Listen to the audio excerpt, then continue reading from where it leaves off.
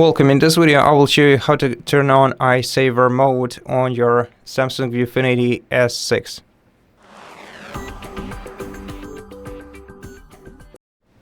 To enable this mode, we're gonna need to access the joystick on the back side of the monitor. You can easily reach it from the bottom of your screen. It's right above the Samsung logo, just on the other side.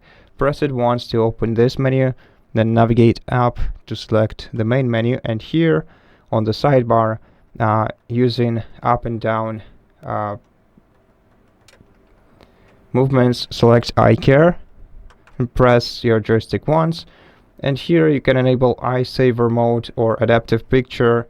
So adaptive picture will adapt the colors of your monitor according to the ambient light. You can also set the minimum brightness level below. And if you want to, you can enable the eye saver mode, which will apply some warmer filter to your display, eliminating the blue colors. So you can select low filter or high filter.